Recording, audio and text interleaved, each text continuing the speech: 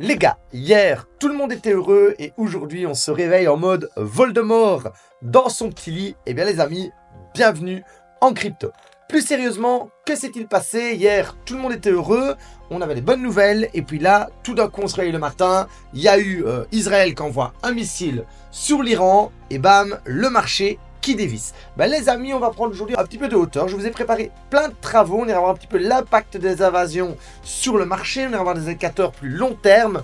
On ira voir plein de choses importantes. Ethereum qui est en train de nous préparer un petit truc incroyable. Et surtout, à la fin, est-ce que la tendance est intacte? Les gars, on va vraiment se poser ensemble et on va bien réfléchir. Je vous demanderai également votre avis. J'ai une petite question à vous poser.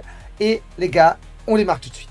Bonjour à tous et bienvenue dans la Météo Crypto. Je m'appelle Noctis et chaque jour je vous amène des nouveautés et des stratégies pour vous aider à vous faire de l'argent sur ce marché. Si vous êtes nouveau sur cette chaîne, alors n'hésitez pas à vous abonner et à activer la cloche de notification dès maintenant. Premièrement les gars, Bitcoin est en train de créer une parabole depuis le début de son bull run avec une base 1, avec le crash FTX, accumulation.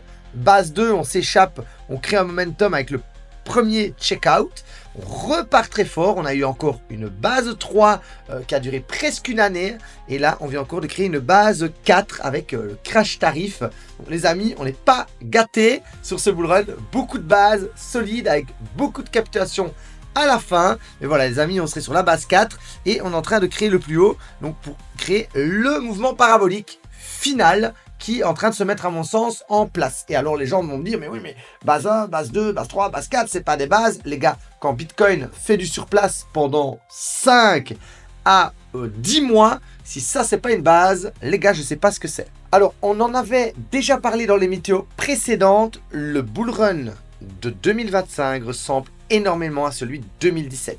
Donc à l'époque, c'était l'adoption des early adopters. Ici, on est sur l'adoption des institutionnels et avec une parabole qui va arriver à la fin. Donc on accumule en hauteur pendant le même laps de temps et c'est vraiment sur les 2 derniers trimestres qu'on a cette ascension massive. Donc pour moi, j'attends toujours mon ascension massive. Mais les gars, restez connectés parce que je vais vous montrer des choses à la fin qui se marient vraiment parfaitement avec ça, avec des indicateurs un peu plus précis. Alors maintenant, les invasions. Donc, Vietnam, petit crash, on continue le bull run. Ensuite, le Golfe, petit crash, on continue le bull run. En 2001, l'Afghanistan, là, on crash, on remonte un petit peu et puis on continue. En Irak, 2003, petit crash, gros bull run derrière. Crimea, en 2014, on craque un petit peu, on continue. Et alors, en Ukraine, petit crash, on remonte et puis on continue bien longtemps le bear market. Les amis, bien souvent, on a au moins une petite réaction haussière après l'invasion, avant au pire un bear market ou dans le meilleur des cas, le lancement d'un gros bull. Alors justement dans les commentaires, j'aimerais vous poser la question, qu'est-ce qu'on fait avec cette invasion? Est-ce qu'on achète la peur ou est-ce qu'on la vend? Voilà, petite question, n'hésitez pas à me répondre dans les commentaires. Alors les amis, ici le P-Cycle Top. Alors qu'est-ce qu'il dit le P-Cycle Top? C'est qu'à partir du moment où on pique très fort en l'air ici, sur les oscillateurs bleus, on est au bottom. Pique très fort en l'air, pique très fort en l'air. Voilà, bottom, bottom, bottom, ça c'est très bien. Ensuite, on descend de la petite montagne et on accumule. Ça c'était 2017 avec cette grande montée comme on l'a vu. Ici, pareil, on sort de la montagne et on accumule avec cette grande montée comme on a vu. Et en fait, il faudrait que l'oscillateur redescende pour créer le P-Cycle et signer le top. Et à chaque fois que ces oscillateurs ont lieu, on est sur un top. Et là, on est loin de l'être. On a encore pour moi toute la phase mania, la plus grosse partie, regardez à partir d'ici, plus grosse partie à venir. Pour moi, le bull run va être épique. Il reste encore 6 mois avant la fin. Et pour moi, c'est pile dans le bon timing. Alors, quelque chose d'autre encore qui me dit qu'on n'a pas encore une autre phase mania, c'est qu'on a la powerline. En fait, la powerline, c'est un algorithme. Et mes mentors disaient, en dessous de la powerline, les gens paniquent. Et même si on est déjà en bull run depuis 2 ans, les gens paniquent.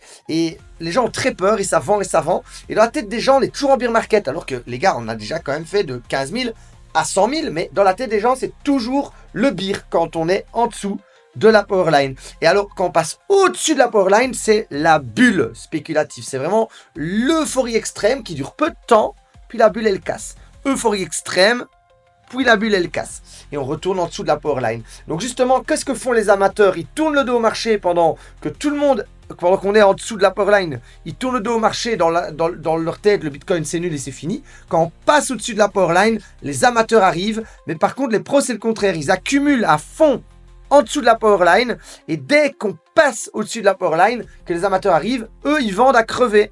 Donc, c'est le moment où, justement, il y a un échange de liquidités qui se fait, où les gens arrivent tard et ils créent des fortunes sur les gens qui étaient là plus tôt. Et comme disaient mes mentors, au-dessus de la powerline, c'est là que la grosse fête commence. Pour moi, oui, la grosse fête n'a pas encore commencé. Et quand, à mon sens, on va s'extraire de ce canal, hop là, de cette manière-là, c'est là qu'on va péter, à mon sens, la powerline. C'est là également que le P-Cycle va lâcher pour nous créer, à mon sens, le top. Et c'est là que je vous préviendrai, bien entendu, sur cette chaîne YouTube. Donc, n'hésitez pas de vous abonner pour qu'on reste connectés ensemble. Alors, petite praline de fin, on a le crash ici, Covid. Ici, on a le crash tarif. Et regardez Ethereum, ici, il vient du bas. Ici, pareil, il vient du bas. Il fait son petit mouvement ici, petit mouvement au-dessus de la ligne bleue. Ensuite, il crash tarif, il crash Covid. Il revient, il accumule, il revient, il accumule, il passe au-dessus de la ligne bleue. Et puis, le gros bull run d'Ethereum commence. Le bull run qui va leader l'alt season. Pile à quel moment, quand on va péter cette powerline, pile à quel moment, quand on va accélérer le bas du P-Cycle, top, et pile au moment où on va s'extraire de ce canal. Et pile quand, évidemment, il reste les 2 derniers trimestres, comme on l'a vu dans la vidéo d'hier, je vous l'épingle en haut. Les 2 derniers trimestres d'un bull run sont les plus épiques et temporellement parlant, on y arrive. Donc attention les gars, on est quand même en juin. Et le dernier trimestre, c'est à partir de juillet. Pour encore avoir peut-être un mois de perturbation avant le grand départ. Donc restez quand même prudent. Oui, il peut y avoir des choses qui se passent en quelques semaines sur les cryptos. Alors, est-ce que la tendance est intacte au court terme? Eh bien, les amis, en daily, on est toujours sur Bitcoin, protégé par le bas du nuage. Dès qu'on tape dessus, on ressort. Et là, on vient de cracher avec l'attaque d'Israël sur l'Iran. On a touché le bas du nuage, on se fait de suite ravaler et on maintient toujours les moyennes mobiles. Ce que je ne voudrais pas voir, c'est qu'on commence à perdre de la force et que justement le nuage, il commence à redévisser vers le bas et que les émas, elles croisent avec le prix qui ne veut pas monter. Où on bloquerait ici une fois, bloquerait ici 2 fois et puis on va nulle part et puis on lâche. La tendance, on la perdrait à ce moment-là. Mais je vous préviendrai et pour le moment, c'est pas le cas. Les amis, j'ai pas envie d'être plus long sur cette météo. Pour moi, c'était mes petits travaux du jour. Je les ai trouvés relativement sympas. Je vous remercie d'avoir regardé jusqu'au bout et je vous dis à demain pour une nouvelle météo.